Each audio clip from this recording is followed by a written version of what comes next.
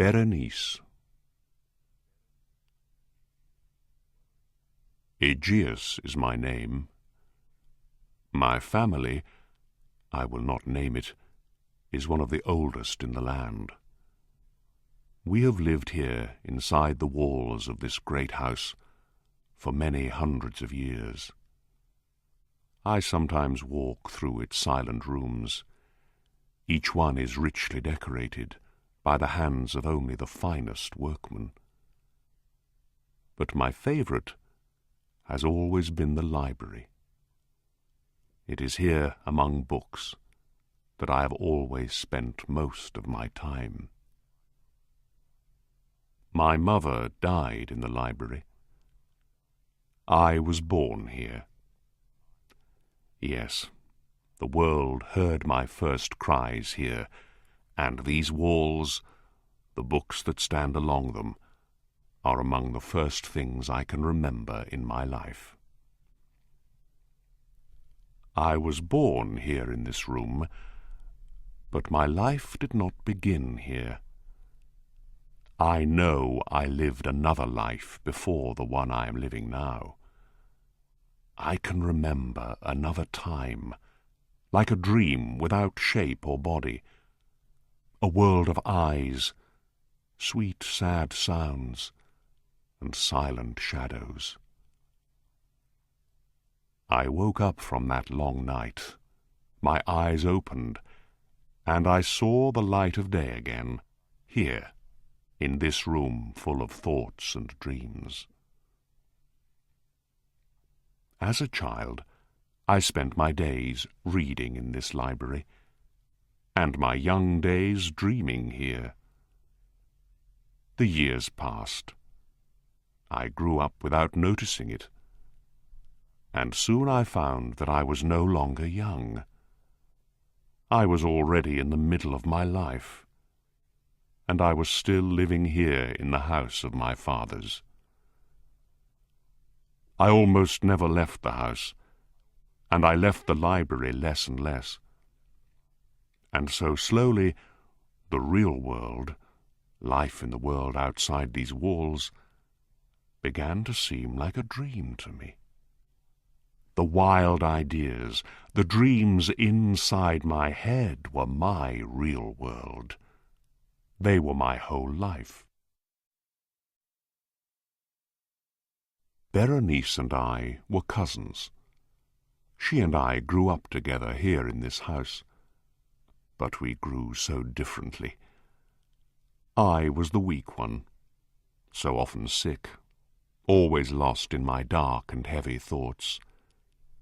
She was the strong, healthy one, always so full of life, always shining like a bright new sun.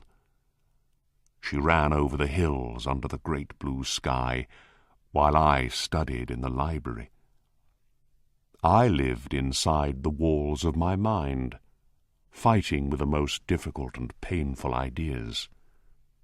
She walked quickly and happily through life, never thinking of the shadows around her. I watched our young years flying away on the silent wings of time. Berenice never thought of tomorrow. She lived only for the day. Berenice. I call out her name, Berenice, and 1,000 sweet voices answer me from the past. I can see her clearly now, as she was in her early days of beauty and light. I see her, and then suddenly all is darkness, mystery and fear. Her bright young days ended when an illness, a terrible illness, came down on her like a sudden storm. I watched the dark cloud pass over her. I saw it change her body and mind completely. The cloud came and went, leaving someone I did not know. Who was this sad person I saw now? Where was my Berenice, the Berenice I once knew?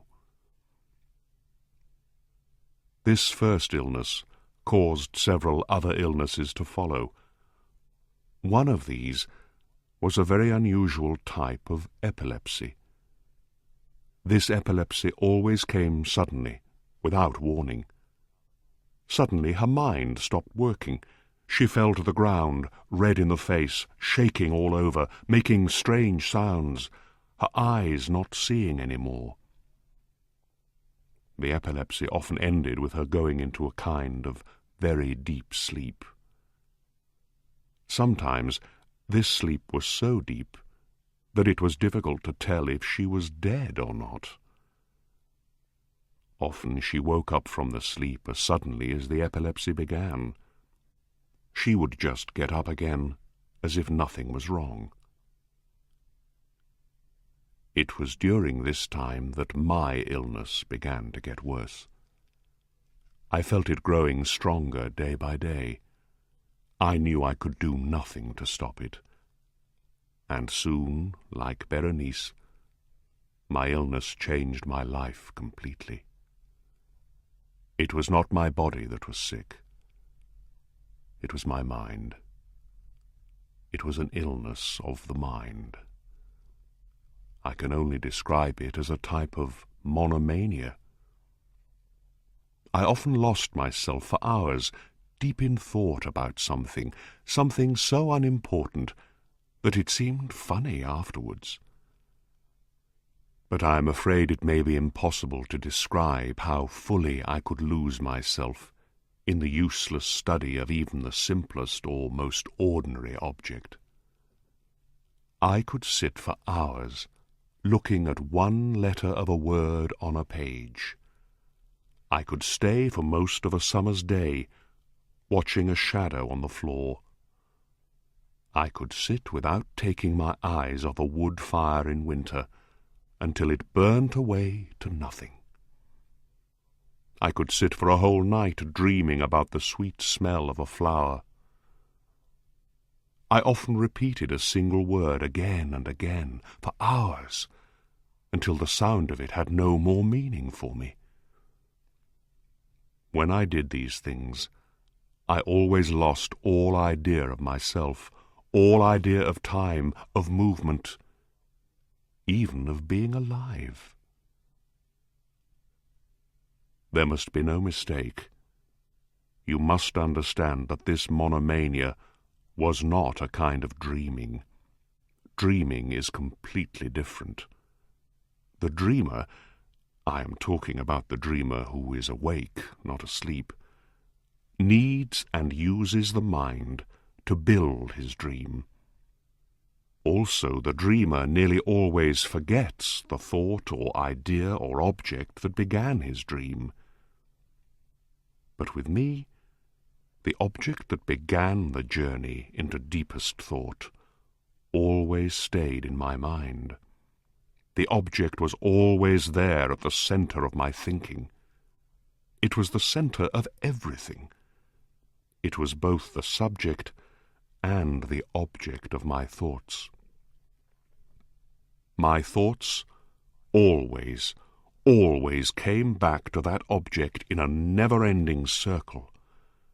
The object was no longer real, but still I could not pull myself away from it. I never loved Berenice, even during the brightest days of her beauty. This is because I have never had feelings of the heart. My loves have always been in the world of the mind. In the grey light of early morning, among the dancing shadows of the forest, in the silence of my library at night, Berenice moved quickly and lightly before my eyes. I never saw my Berenice as a living Berenice. For me, Berenice was a Berenice in a dream. She was not a person of this world. No, I never thought of her as someone real. Berenice was the idea of Berenice. She was something to think about, not someone to love. And so why did I feel differently after her illness? Why, when she was so terribly and sadly changed, did I shake and go white when she came near me? Because I saw the terrible waste of that sweet and loving person.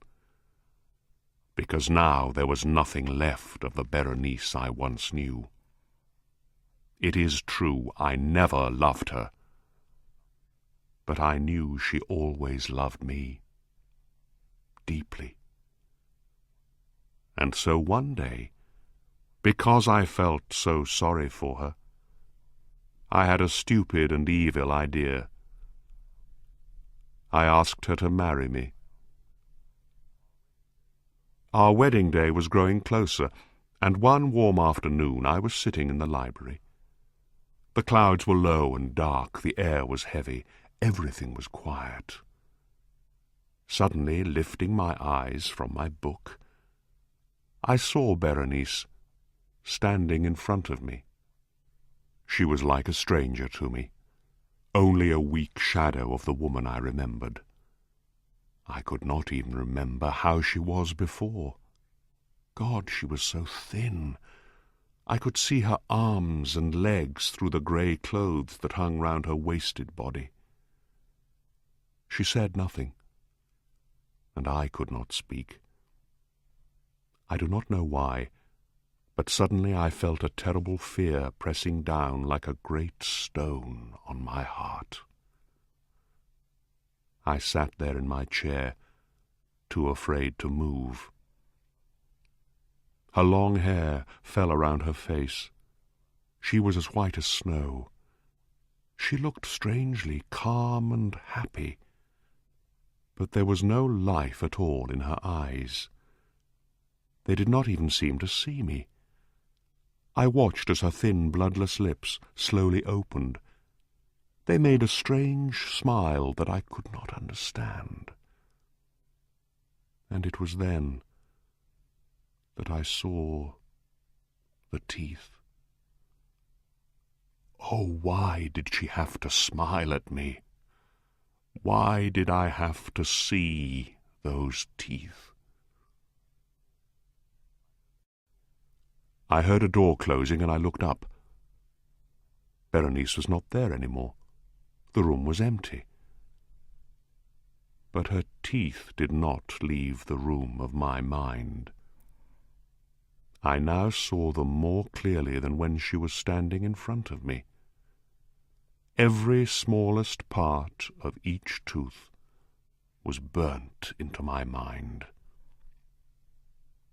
The teeth.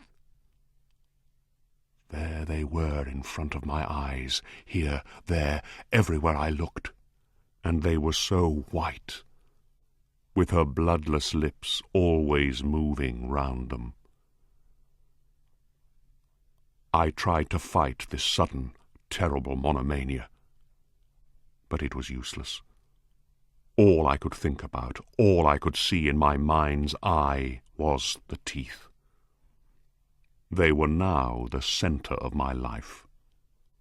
I held them up in my mind's eye, looked at them in every light, turned them every way. I studied their shapes, their differences, and the more I thought about them, the more I began to want them. Yes, I wanted them. I had to have the teeth. Only the teeth could bring me happiness, could stop me from going mad. Evening came. Then darkness turned into another day.